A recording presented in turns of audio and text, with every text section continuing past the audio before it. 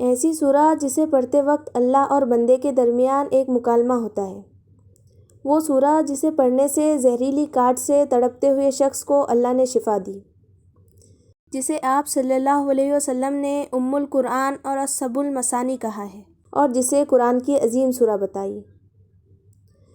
کیا صرف یہ قرآن کی پہلی سورہ ہے یا پھر قرآن کے آغاز میں اسے رکھنے کے پیچھے کوئی ایسی حکمت جو ہماری پوری زندگی کو سمجھنے کی کنجی بن سکتی ہے؟ یہ 7 آیتوں کے اندر ہماری پوری زندگی کا راستہ چھپا ہے، تو آئیے اسے سمجھتے ہیں۔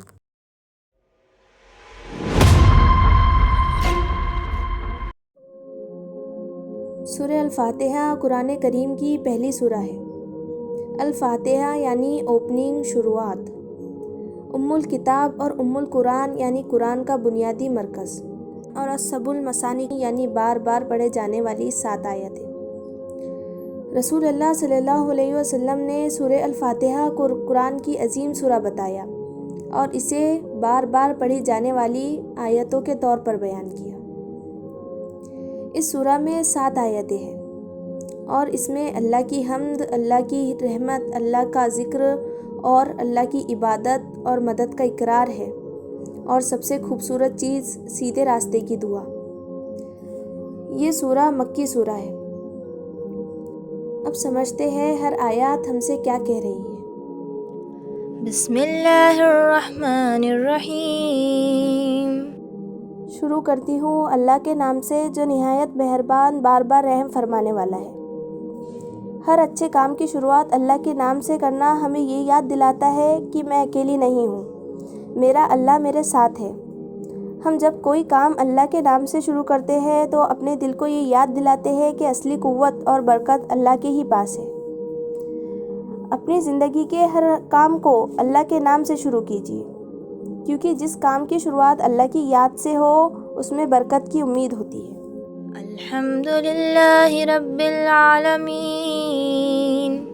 سب تعریفیں اللہ ہی کے لیے ہے جو تمام جہانوں کا رب ہے۔ یہاں ہمیں ایک خوبصورت لیسن ملتا ہے۔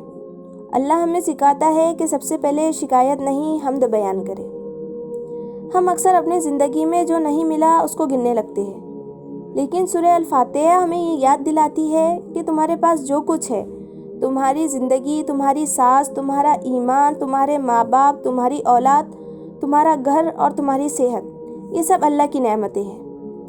جو انسان شکر کرنا سیکھ لیتا ہے اس کی نظر کمی سے زیادہ نعمتوں پر ہوتی ہے۔ الرحمن الرحیم۔ جو نہایت مہربان، بار بار رحم فرمانے والا ہے۔ اللہ نے دوبارہ اپنی رحمت کا ذکر کیا تاکہ بندہ اپنے رب سے مایوس نہ ہو۔ کبھی ہم سے گناہ ہو جاتے ہیں، کبھی ہم اللہ سے دور ہو جاتے ہیں، کبھی ہمیں لگتا ہے کہ شاید ہم اللہ کے قابل ہی نہیں رہے، لیکن سورہ الفاتحہ ہمیں شروع میں ہی اللہ کی رحمت یاد دلاتی ہے۔ تمہارا رب رحمان ہے، رحیم ہے۔ اپنے گناہوں کی وجہ سے اللہ کی رحمت سے کبھی مایوس مت ہونا۔ توبہ کا دروازہ کھلا ہے، اللہ کی طرف ایک قدم بڑھاؤ، اللہ کی رحمت تمہارے لیے بہت وسیع ہے۔ مالک یوم الدین۔ جزا اور بدلے کے دن کا مالک۔ یہاں سورہ ہمیں آخرت کا دن یاد دلاتی ہے۔ دنیا میں کبھی کسی پر ظلم ہوتا ہے اور انصاف نہیں ملتا، کبھی کسی کا حق مار لیا جاتا ہے، کبھی کوئی آنسو چھپا کر رہ جاتے ہیں، لیکن ایک دن ایسا ضرور آئے گا جب ہر چیز کا حساب ہوگا۔ اس دن نہ پیسہ کام آئے گا، نہ اسٹیٹس، نہ دنیا کی طاقت، صرف اللہ کے سامنے ہمارے اعمال ہوں گے۔ دنیا ٹیمپرری ہے، اس لیے اپنی زندگی صرف دنیا کے لیے نہیں، آخرت کے لیے بھی تیار کرو۔ ایاک نعبد و ایاک نستعین۔ ہم صرف تیری ہی عبادت کرتے ہیں اور تجھ ہی سے مدد مانگتے ہیں۔ یہ سورہ کا دل ہے۔ یہاں بندہ اللہ کے سامنے اپنا اقرار کرتا ہے، یا اللہ میری عبادت صرف تیرے لیے ہے، اور پھر مجھے مدد بھی صرف تجھ ہی سے چاہیے۔ ہم زندگی میں لوگوں سے مدد لیتے ہیں اور یہ بالکل فطری بات ہے، لیکن دل کا بھروسہ، آخری سہارا، آخری امید اللہ ہونی چاہیے۔ جب زندگی مشکل ہو، لوگ ساتھ چھوڑ دے، راستے بند نظر آئے، تو یاد رکھو ایاک نستعین، یا اللہ ہم صرف تجھی سے مدد مانگتے ہیں۔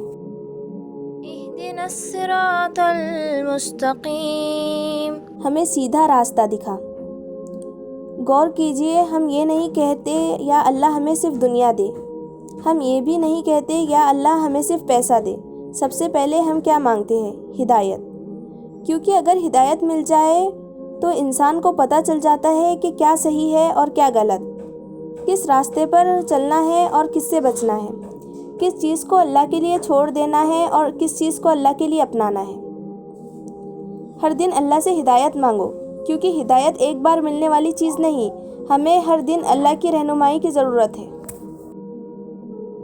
صراط الذین انعمت علیہم غیر المغضوب علیہم ولا الضالین. ان لوگوں کا راستہ جن پر تو نے انعام فرمایا، نہ کہ ان کا جن پر غضب ہوا اور نہ گمراہوں کا.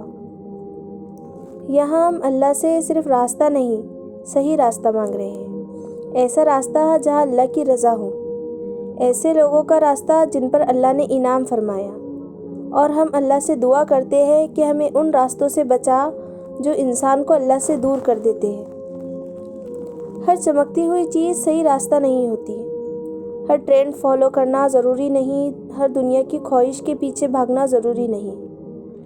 ہمیں دیکھنا ہے کیا یہ راستہ مجھے اللہ کے قریب لے جا رہا ہے یا اللہ سے دور. اگر ہم پوری سورہ کو ایک ساتھ دیکھیں تو ایک خوبصورت سیکوینس سامنے آتی ہے. پہلے اللہ کی حمد، پھر اللہ کی رحمت، پھر آخرت کی یاد، پھر اللہ کی عبادت اور اس سے مدد کا اقرار، اور آخر میں ہدایت کی دعا. یعنی سورہ الفاتحہ ہمیں ایک پوری زندگی کا فارمولہ دیتی ہے. اللہ کو پہچانو، اس کا شکر کرو، اس کی رحمت سے امید رکھو، آخرت کو یاد رکھو، صرف اس کی عبادت کرو، اسی سے مدد مانگو اور اس سے سیدھے راستے کی دعا کرتے رہو.